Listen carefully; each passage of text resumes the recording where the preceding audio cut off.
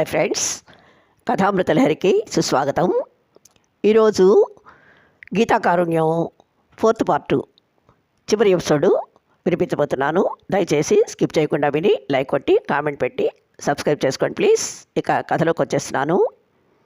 ఇక మా అమెరికా అన్నయ్య అయితే నాన్నగారు ఫోన్ చేసి విషయం చెప్పగానే ఎగిరి గంతేసినంత పనిచేసి, చెల్లాయి నువ్వు నాకు ఇంత మంచి ఆఫర్ ఇస్తున్నందుకు మెనీ మెనీ థ్యాంక్సే. నెల రోజుల ముందే రెక్కలు కట్టుకుని ఇండియాకు వచ్చి నీ పెళ్లి ఏర్పాట్లన్నీ అదిరిపోయేలా చేసేస్తాను. అంతేకాదు, పెళ్లికి ముందు కాబోయే బావగారి కాళ్ళు పట్టుకుని గంట సేపు ఓపికగా కడిగి ఆ నీళ్లు నా నెత్తిన చల్లుకుంటాను. 10వ క్లాసులో తీసుకున్న 10 మార్కుల బాకీ హ్యాపీగా తీర్చేసుకుంటానని జోక్ చేశాడు. అదంతా ఓకే, కానీ నేనే పెద్ద కన్ఫ్యూజన్లో పడిపోయాను. పైకి బెంకంగా ఉన్నానే కానీ ఆతిథ్య సవాలు గుర్తొచ్చినప్పుడల్లా నా మనసులో ఏదో తెలియని భయం, సంకోచం. మరోపక్క నా ప్రేమ జయించి తీరుతుందన్న ప్రగాఢమైన నమ్మకం ఊపిరి సలపనివ్వలేదు. ఏది ఏమైనా అమ్మా నాన్న నాకు ఇష్టం లేని పెళ్లి చేసేంత మూర్ఖులు కాదన్న ధైర్యంతో మీ రాక కోసం 1000 కళ్ళతో ఎదురుచూస్తూ క్షణమొక్క యుగంలా గడిపాను. మీ పేరెంట్స్ నన్ను చూడగానే సంబరపడిపోతూ నెక్స్ట్ ప్రొసీడింగ్స్ గురించి ఉత్సాహంగా మాట్లాడుతుంటే అమ్మా నాన్న బితుకుమంటూ చూస్తూ నిలబడిపోయారు. అక్క మాత్రం ధైర్యంగా వాళ్లకు అంది పొందకుండా మాట్లాడి ఎలాగోలా కన్విన్స్ చేసింది. ఇక మీ అన్న పరిస్థితి గురించి అక్క మాటల్లో చెప్పాలంటే, పైకి కాన్ఫిడెంట్గా ఉన్నట్లు ఓవర్ యాక్షన్ చేసినా లోపలే కుళ్ళు గుమ్మడికాయలా లొకలొకలాడిపోతున్నాడని లబ్డబ్బంటూ కొట్టుకుంటున్న ఆ గుండె చప్పుడు వింటే ఎవరికైనా ఇట్టే తెలిసిపోతుంది.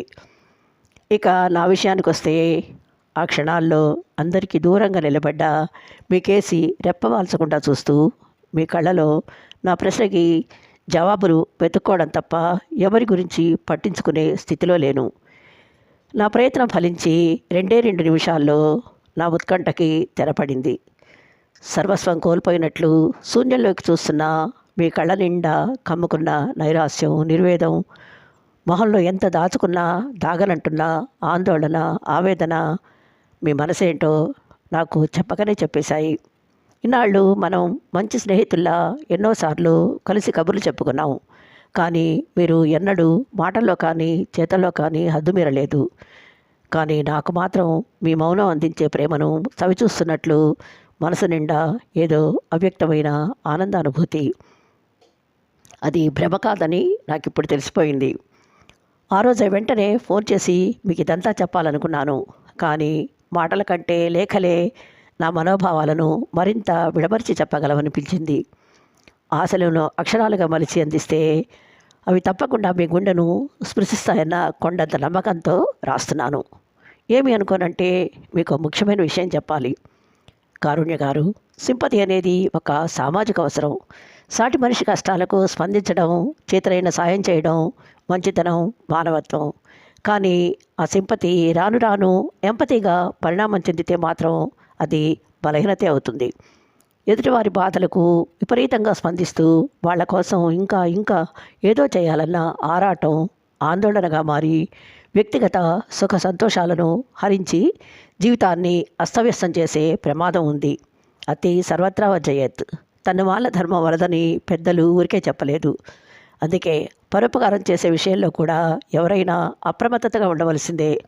లేకపోతే మన మంచితనాన్ని అమాయకత్వంగా భావించి అవకాశంగా మలుచుకునే మా అన్నయ్య లాంటి ఆటగాళ్ళు, మీ అన్నయ్య లాంటి వేటగాళ్ళు సర్వత్రా నిండి ఉన్న సమాజం ఇది. అంతేకాదు కారుణ్య గారు, ప్రతి మనిషికి జీవితంలో తనకంటూ ఆస్వాదించడానికి కొన్ని అందమైన అనుభూతులు కావాలి. అనుక్షణం తలుచుకుంటూ మైమరిచిపోయే మధుర జ్ఞాపకాలు ఉండాలి. ఎవరి కోసమో మన బ్రతుకును కన్నీటిమయం చేసుకోవడం వివేకం కాదు. మనం జీవించి మరొకరి జీవితాన్ని నిలబెట్టాలే తప్ప ఆ ప్రయత్నంలో పడి మనం జీవోత్సవాలుగా మిగిలిపోకూడదు. ఇదంతా ఏదో ఉపదేశం అనుకోవద్దు. నా మనసు పడే ఆవేదనగా అర్థం చేసుకోండి.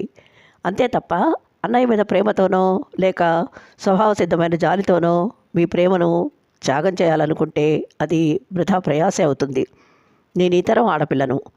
నా జీవితాన్ని శాసించే అధికారాన్ని ఎట్టి పరిస్థితుల్లోనూ ఎవ్వరికీ ఇవ్వను. ఇది ఆత్మవిశ్వాసంగా భావించి గౌరవిస్తారో, అహంకారమని తోసిరాజంటారో మీ ఇష్టం. నాతో కలిసి 100 ఏళ్ళు జీవితం పంచుకోవాలన్న ఆశ, అభిలాష మీకున్నాయని నాకు తెలుసు. అందుకే మీరు సానుకూలంగా స్పందిస్తారన్న ఆశతో మీ సమాధానం కోసం 1000 కళ్ళతో ఎదురు చూసే మీ గీత. చదవడం పూర్తి చేసిన కారుణ్య క్షణం ఆలస్యం చేయకుండా వెంటనే గీతకు ఫోన్ చేసి తన మనసును ఆమె ముందు ఆనందంగా పరిచాడు. గీతా డియర్, నీలా ప్రేమని అక్షరాలతో అందంగా అలంకరించడం నాకు చేత కాదు. అందుకే మాటల్లో చెప్తున్నాను. పుట్టి బుద్ధరిగినప్పటి నుంచి అన్నయ్య ఆధిపత్యాన్ని, వాడి మీద ప్రేమతో ఓర్పుగా భరించాను. కానీ నీ పట్ల ఇలా చిచి తలుచుకుంటేనే అదోలా అనిపిస్తోంది. మీ మధ్య జరిగిన ఇన్సిడెంట్ గురించి నాకు తెలియక పెళ్లి చూపులు తన కోసమే అనుకున్నాను.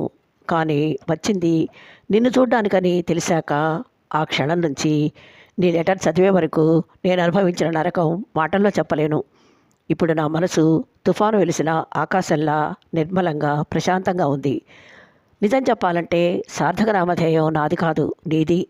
ఇంత సెన్సిటివ్ ప్రాబ్లంని ధైర్యంగా ఫేస్ చేయడమే కాదు, కురుక్షేత్రంలో అర్జునుడిలా దిక్కుతోసని స్థితిలో ఉన్న నాకు స్వధర్మం అంటే ఏంటో తెలియజేసేలా గీతోపదేశం చేశావు.